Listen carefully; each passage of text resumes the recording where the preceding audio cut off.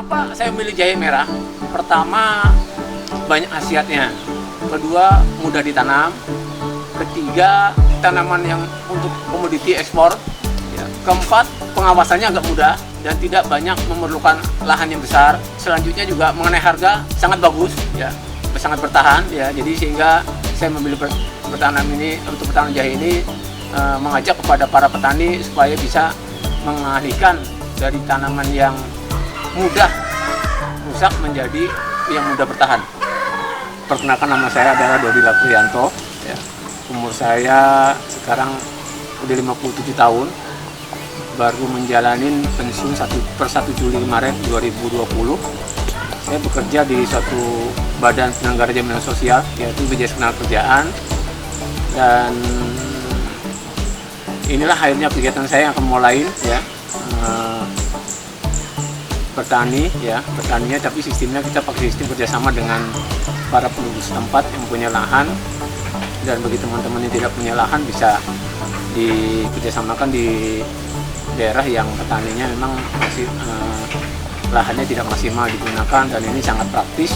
Saya tidak punya basic di jahe merah ini, ya, dan alhamdulillah kebetulan saya punya beberapa tetangga yang basicnya memang di pertanian, dan kebetulan juga tanahnya kira-kira 1000 meter yang tidak pakai, ya, tidak maksimal, sehingga kena tetangga yang punya basic, akhirnya kita sepakatin pilihan kita jatuhnya ke jahe merah ini. Udah perkirakan sekitar 2000 bibit yang bisa kita tanam, ya, walaupun jarak tanamnya ya agak lumayan panjang, ya, minimal 4 bulan baru bisa kita panen.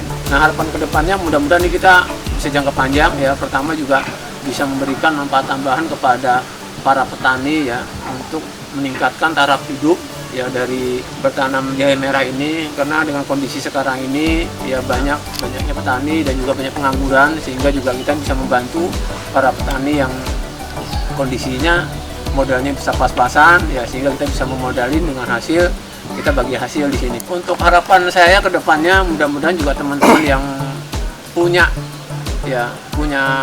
peluang, ya, kiranya dapat bisa memberikan bantuan kepada para petani atau para pengangguran yang masih kondisi saat ini yang masih banyak, ya, pekerjaan kita agak susah, dan mudah-mudahan ke depannya ini jahe merah bisa berkontribusi pada peningkatan komoditi Indonesia. Oke, baik, rekan-rekan semua yang ada di rumah, hari ini kelompok Tani Jantara Jahe Nusantara atau Jantan Tiada Tara bersama Sido Kartofam ingin mengulik mengapa jahe merah. Jadi, tapi kalau secara pertanian jahe merah itu termasuk golongan apa? Hortikultura. Yaitu rimpangan yang banyak manfaatnya. Yaitu kenapa Belanda dulu ke sini? Iya. Buat empon-empon, kan tau empon-empon Nggak tahu. Minuman. Yang tahu bapak saya. Kan harganya kan lumayan. Oh, jadi karena permintaan yang tinggi, akhirnya jahe merah ini menjadi primadona. Dan akhirnya Pak Dodi sedang mengupayakan untuk membudidaya jahe merah. Tapi kalau dari sisi pertanian kok, apa sih kiat-kiatnya? Perlu pupuk atau treatment apa nih yang paling bagus untuk jahe merah sebenarnya? Untuk jahe merah itu perawatannya standar ya. Standar. Cuma yang perlu kita waspada itu hama dan penyakit. Ya. Iya. Biasanya sering kekurangan protein ya. Kuning-kuning. Itu jamur, biasanya mikro gitu. Unsur mikro yang kurang. Unsur mikro itu kan ada kayak boron. Ya, oke. Habis itu apalagi itu yang saya baca itu yang saya tahu itu ya pokoknya selain NPK lah. NPK itu kan makro. Ya. Nitrogen, P-nya itu fosfat, K-nya itu kalium. Nah, ini unsur mikronya termasuk boron. Ya, boron dan lain-lain lah, yang hormon-hormon itu. Ya. Nah, tapi menarik. Pak Dodi ini sekarang lagi berusaha untuk budidaya jahe. Oh, bagus, ya kan? Tapi masalah pertanian bukan di bidangnya sebenarnya. Karena beliau juga sebelumnya bekerja di perusahaan swasta. Perusahaan BUMN. Ya kan? Dan akhirnya mau menjadi atau mengelola pertanian, bukan mengelola pertanian. Otomatis kesan petani ada, kesan pebisnis ada, kesan entrepreneur ada. Mungkin harapannya Pak, kenapa kita harus semangat jadi petani? Jadi gini ya, petani itu sebenarnya bukan hal yang kotor ya. Nah, jadi saya juga sebenarnya latar belakang saya selama 33 tahun adalah seorang pekerja di kantor ya.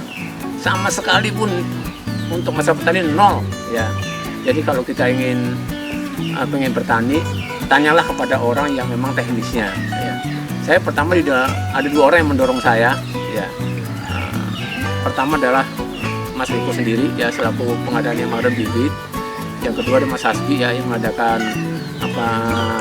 pupuknya. Yang ada 1 orang lagi ya, yang menyiapkan lahannya adalah ada kebetulan Mas Bejo tidak hadir di sini. Bejo.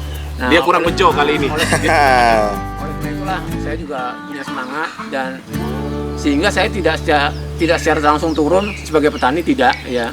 Karena kalau saya turun sebagai petani saya tidak bisa ya, tidak pernah menyangkul ya. Untuk umur seumur saya ya, umur 57 itu nyangkul udah boyokan. Sehingga inilah kita pakai sistem medianya adalah karung gondi yang 50 kilo ini, sehingga perawatannya juga agak mudah ya. Sehingga juga kita sistem pembagiannya juga sistem plasma, nanti bagi hasil ya. Kita hanya menyiapkan dari sarana prasarana untuk keperluan petani tersebut. Jadi pada teman-teman yang walaupun tidak punya basic petani ya, tidak menutup kemungkinan untuk tidak bisa. Yang penting ada kemauan, ada kesempatan ya, dan itu bisa diambil ya, karena semuanya kadang-kadang tidak seiring dengan cita-cita kita ya, tapi di tengah jalan bisa berubah keinginan itu. Terima kasih ya. Oke, siap. Oke, baik. Bung Riko ada yang mau disampaikan? Itu tadi yang harusnya di garis bawah tadi tuh. Kerjakanlah dulu, Jangan lagi. serahkanlah pada yang ahlinya. Serahkan pada ahlinya. Itu adalah salah Harus satu gitu. quote dari Sidokarto Farm. Sampai jumpa pada konten-konten kita berikutnya. Jangan malu jadi petani. Mari kita mempertahankan ketahanan pangan Indonesia melalui bertani. Jadikanlah petani yang modern ya, bersih dan bermartabat. Oke, sampai jumpa.